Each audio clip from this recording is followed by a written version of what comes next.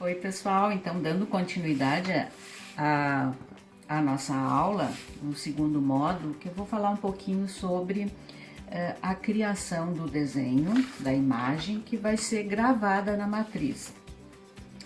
Por exemplo, aqui tem várias possibilidades. Aqui eu fiz um estudo com umas folhas secas de antúrio que eu tinha lá no meu jardim, fiz vários desenhos, tá? Bem, e aí eu selecionei, foi uma coisa bem simples, para deixar bem claro. Então, eu selecionei uma delas, por exemplo, esse aqui, digamos que eu tenha gostado mais, fiz uma cópia com aquele papel esboço, com um lápis, né? Transferi, peguei as linhas gerais, ok? Depois, ele fica, eu preciso transferir ele para o inversamente para a minha matriz. Nesse caso aqui, fiz uma cópia, então, passei ele para o outro lado para ficar no sentido inverso e depois com um papel carbono eu transfiro essa imagem para cá, para a matriz, sempre pensando que ela tem que ser no sentido inverso. A outra possibilidade é eu ter um lápis branco e fazer diretamente o desenho aqui, o desenho que eu quiser, né? Digamos que eu queira fazer uma folha de novo e tal, né? Enfim, eu desenho diretamente aqui, aí eu já tenho, já posso gravar direto, cada um vê o que acha melhor.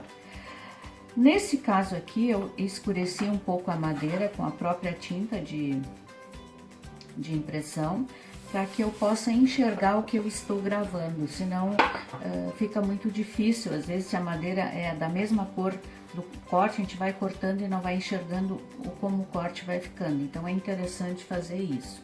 Então, uma possibilidade é copiar o desenho, transferir com carbono ou então desenhar diretamente na madeira, sempre tendo em conta de que a linha branca é onde vai ser o corte, ou seja, vai ser a área branca da gravura, como nesse caso aqui, digamos, tá? As áreas gravadas são as áreas brancas. A outra possibilidade é de vocês terem uma fotografia de algo, sem muitos detalhes, trabalhar no computador o contraste de preto e branco, e já tendo em conta de que as áreas que eu quero brancas ficarem brancas e as áreas pretas, pretas. Porque as áreas brancas significa que são as áreas que eu vou fazer o corte, a gravação na matriz.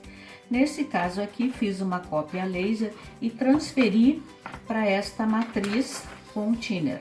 Então, já está passada aqui com thinner. Então, dá para perceber aqui. E agora vejam que é a inversão da imagem. Depois, quando eu imprimir, ela vai ficar assim de novo.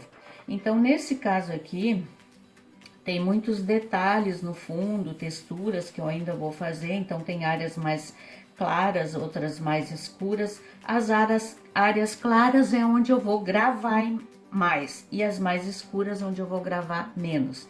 Então, sempre tenha atenção de que há uma diferença entre pretos e brancos, esse contraste que é a xilogravura entre preto e branco, e nessa passagem do preto e branco eu crio as texturas, ou seja, seriam entre aspas os cinzas da imagem. Então aqui dá para ver, e também percebam que o corte não é muito profundo, eu tenho que ter cuidado na hora da entintagem. Uma outra questão que é o papel, os tipos de papéis. Eu posso usar um sulfite também, nesse momento, né? Um sulfite 90 de impressora ou 120, como essa aqui foi impressa uma gramatura sempre 120, sempre tendo atenção que tem que ficar bem preta a impressão depois, né? Criando esses contrastes. Então aqui é um sulfite, aqui eu tenho um papel Venzu, que é específico para xilogravura, é um papel japonês, é vendido em rolos. A outra coisa é eu também usar entretela de tecido, que é para forro, para golas, é muito bonito, eu já fiz muita gravura aqui também. mas só que essa é sem goma, então o que fica melhor é sem goma, fixa melhor a imagem. A outra possibilidade é de vocês pegarem um murim de algodão branco ou uma cor crua e imprimirem sobre isso. A questão é de ter bastante cuidado com a quantidade de tinta. Vocês vão ter que fazer algumas testagens para entender o quanto de tinta eu tenho que colocar, porque na primeira impressão, sempre o material vai absorver mais a tinta e às vezes a gente põe muito pouca tinta. Ou então, depois na segunda impressão, a tinta já vai aderir melhor. E a impressão também, quando é manual, sempre precisa um pouco mais de tinta. Como fazer essa impressão manual? Bem, podemos usar ferramentas caseiras ou tipo essa faquinha de madeira que eu comprei, achei muito interessante, ou uma colher mesmo de madeira, ou colher que vocês tenham em casa. Então a ideia é o seguinte: aqui eu tenho a matriz, essa aqui, passo a tinta aqui e com a colher eu vou esfregando lentamente, e de vez em quando eu vou espiando para ver se saiu, se tá boa a impressão, se tá parelho, se não tiver e tal. Então, ok quanto a isso, né? A questão, bom, tem outra coisa, qual tinta e como passar a tinta? Bem, nós temos hoje no mercado tintas em bisnaga, ou seja, são tintas em pequenas quantidades. Antes só vendiam tintas em lojas que vendiam material, tintas para tipografias. Então, hoje se encontra em pequenas quantidades, o que facilita muito, e existem muitas cores. Nós, nesse primeiro momento, vamos usar somente o preto.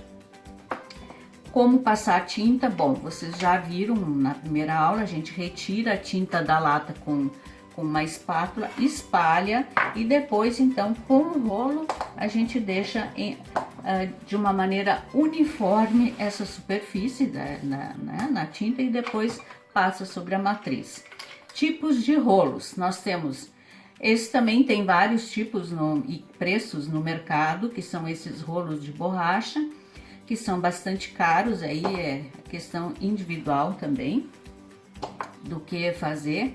E a outra que eu tinha dado já a opção, são esses rolinhos de pelinho, né, que é usado para pintura de parede. Então, o que a gente precisa fazer é cortar bem os pelos, e ele também tem uma função razoável, ele dá para utilizar também. Tem uma outra questão, que é a limpeza. Se eu tiver um rolo desses, eu tenho que ou limpo com álcool, se for tinta à base de óleo. Desculpe, eu não posso limpar com álcool isso aqui, porque tem que ser um solvente.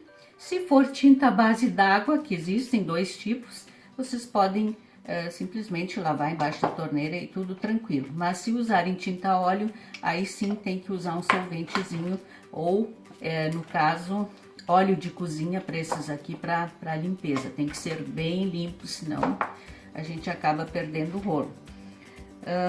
Acho que é isso, então, de vocês, se tiverem depois alguma pergunta, vocês me façam de alguma coisa que eu tenha deixado na dúvida.